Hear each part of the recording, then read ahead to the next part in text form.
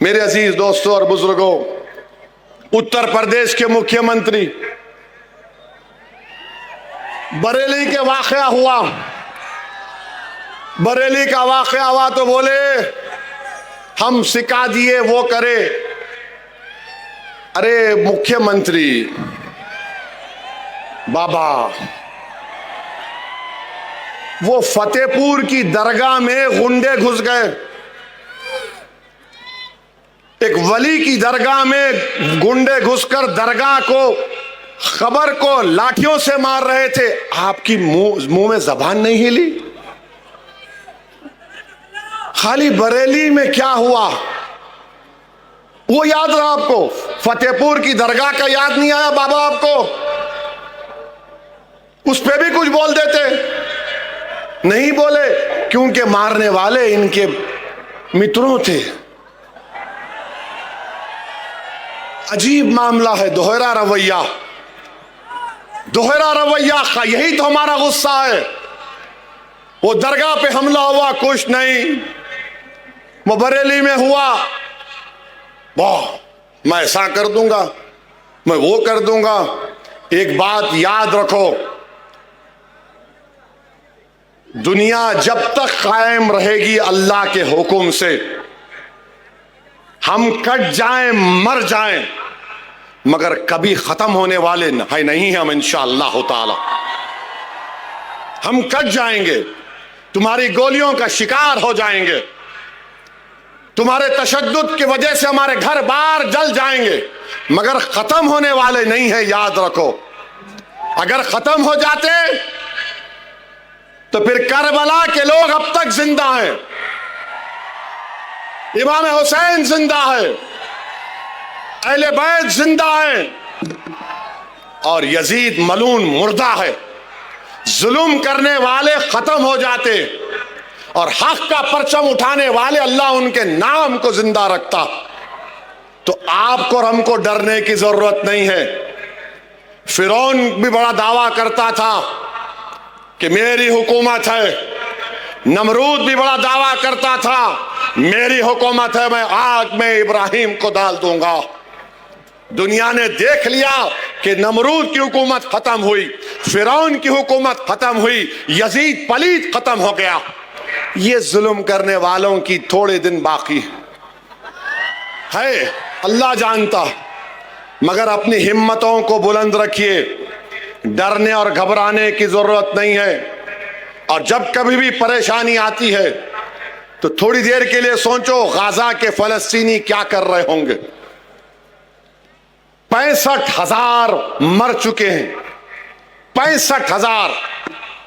और मां बोलती है बेटे की जनाजे के सामने खड़े होकर, बेटा मैंने तुझे बैतुल मुक़द्दस मस्जिद अक़सा के लिए शहीद किया, जा रसूलुल्लाह सल्लल्लाहु अलैहि वसल्लम को मेरा भी सलाम पहुंचाना।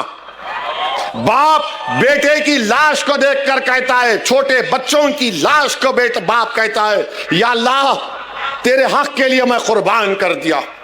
और गूगल पर जाकर देखो, 65,000 गाजा में मर गए, एक आदमी भी खुदकुशी नहीं किया, एक भी खुदकुशी नहीं किया। आजकल तो साइकियाट्रिस्ट सबको बेवकूफ बना रहे।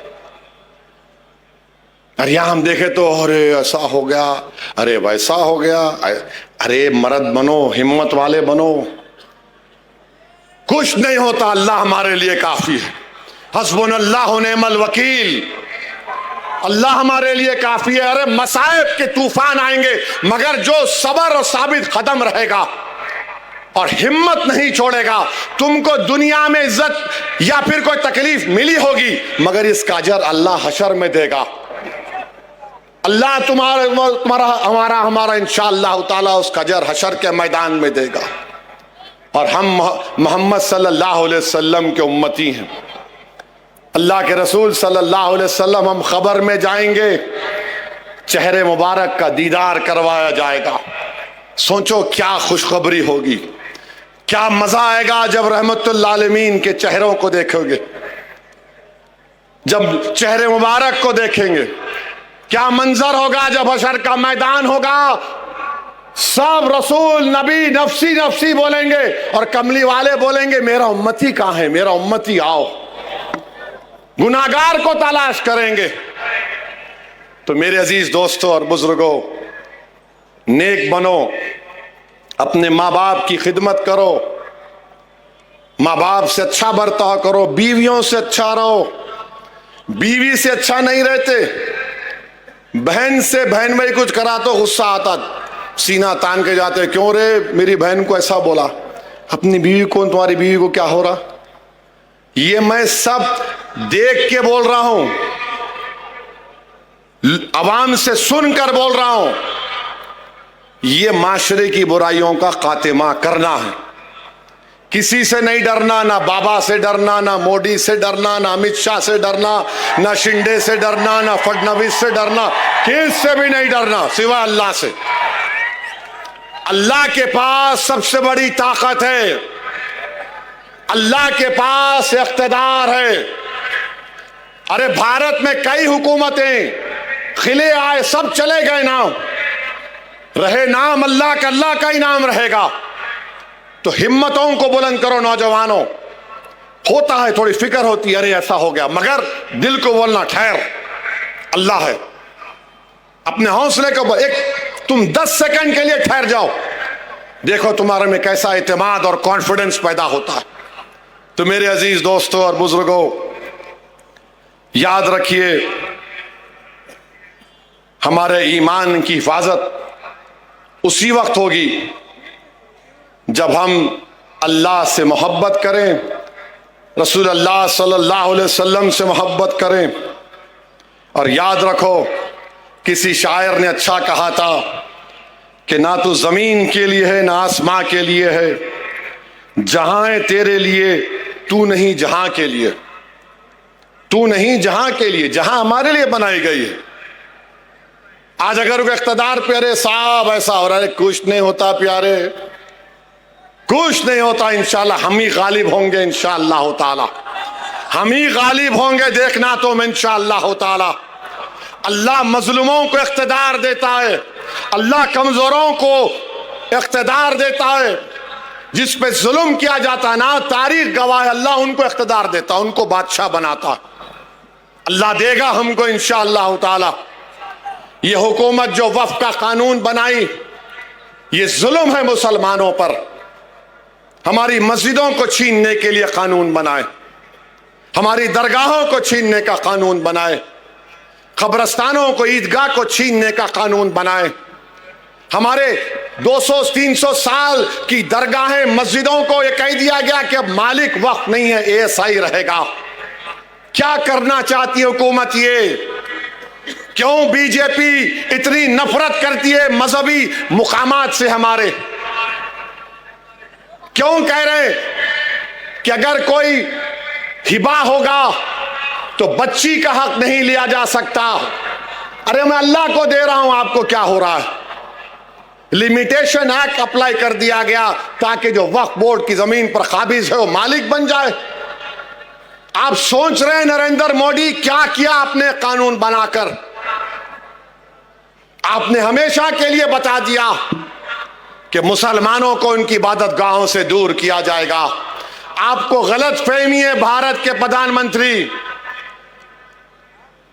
हम नहीं छोड़ेंगे अपनी मस्जिदों को इंशाअल्लाह ताला, हम नहीं छोड़ेंगे अल्लाह के घर को, हम उसको आबाद रखेंगे।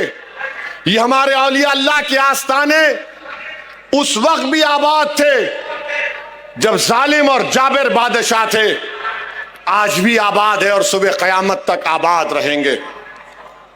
हमारी खानकाएं कभी वीरान नहीं होंगी। वहां पर अल्लाह का नाम लेकर दिल पर ज़रब मारकर जिक्र किया जाता है, वो होता था, हो रहा है और होता रहेगा इंशाअल्लाह ताला। हमारे कब्रस्तानों में हमारे बुजुर्ग सीना तान कर सो रहे हैं, आप उसको भी छेड़ना चाहते हैं? मेरे भाई, ये वक्त मुत्तहिद रहने का है, ये वक्त मुत्तहिद रहने का है।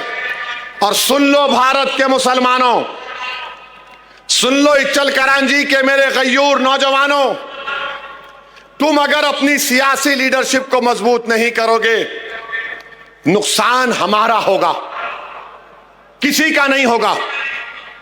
सियासी लीडरशिप बनाओ।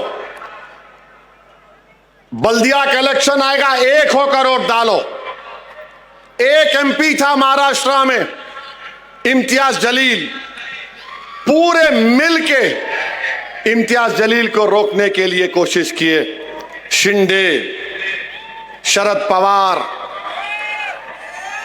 अजीत पवार, फडणवीस, सब बोले तेरा मेरा झगड़ा बाद में, पहले इम्तियाज को बिठाना है।